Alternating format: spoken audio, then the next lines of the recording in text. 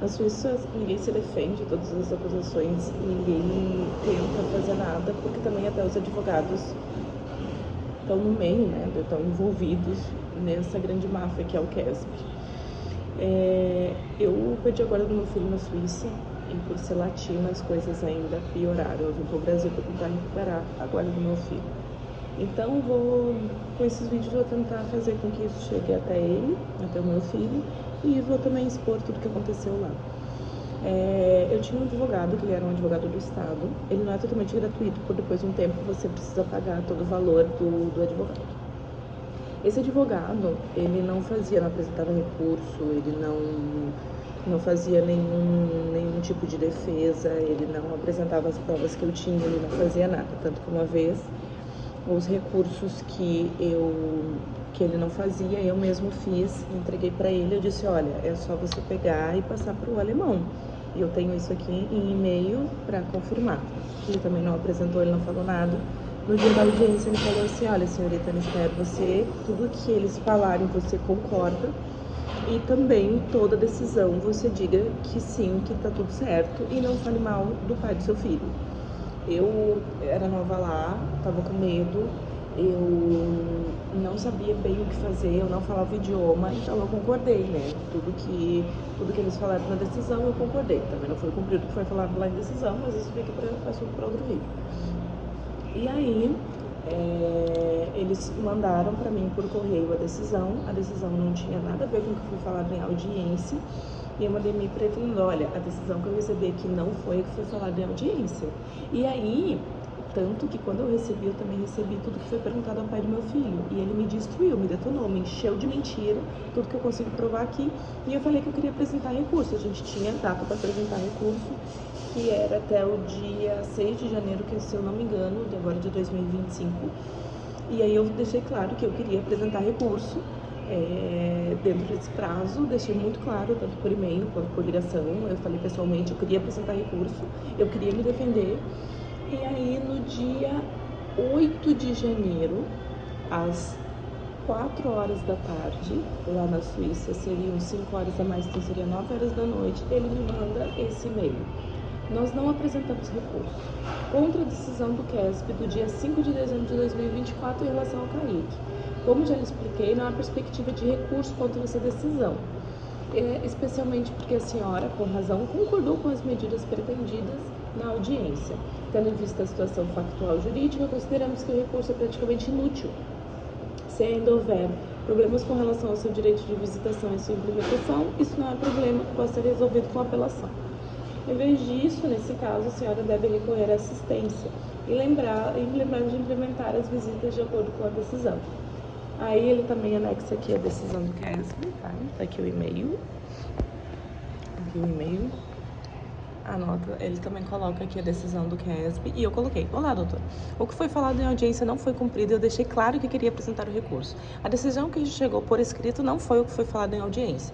Não existe falar uma coisa, por exemplo, que eu veria meu filho aos sábados o dia todo desacompanhada, e há quase um mês eu não vejo meu filho. Agora a decisão mudou para continuar sendo acompanhada. Só aceitei a decisão porque o senhor, o doutor, orientou a aceitar.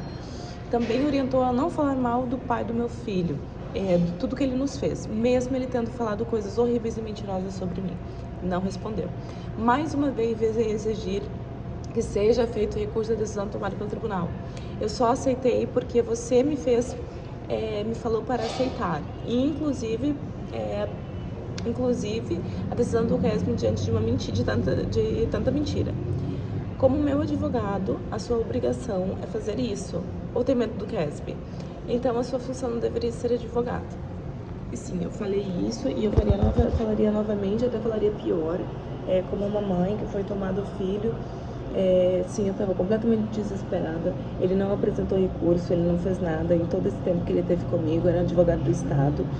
Conversando depois com outras pessoas que passam pelo mesmo, nos casos da Volta Moara, que inclusive é da mesma jurisdição que o caso do meu filho, a gente conversou e sim, os advogados, eles não fazem nada para fazer defesa, até porque a Suíça é assim, ó, se você faz algo errado, fora daquele mundinho deles, eles vão pegar aquilo ali, por exemplo, assim, se esse advogado resolvesse me defender de fato, eles teriam que parar de passar casos para esse advogado, entenderam?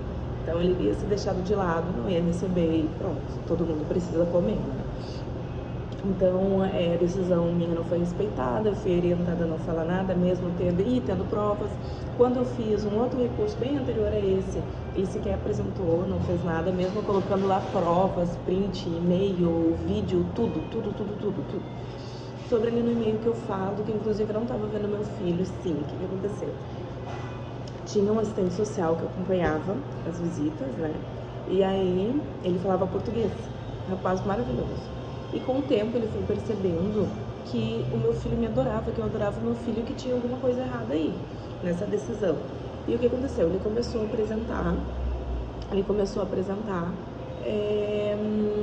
relatórios dizendo que as visitas iam muito bem, que estava tudo certo. E aí, uma vez ele me contou que um desses relatórios não deixaram ele apresentar. E eu tenho, infelizmente, né, eu tenho um vídeo dizendo, ele falando isso pra mim, me contando, em que não deixaram ele apresentar esse relatório que falava bem de mim. E aí, como o Robert, desculpa expor, mas como ele começou a ver isso e a gente falava português, ele começou a entender o que estava acontecendo ali, tiraram ele e colocaram uma outra pessoa que só falava alemão.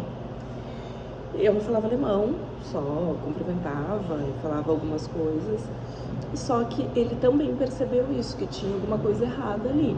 E aí tiraram ele também e simplesmente me deixaram sem ver o meu filho, porque todos os acompanhantes estavam fazendo bons relatórios.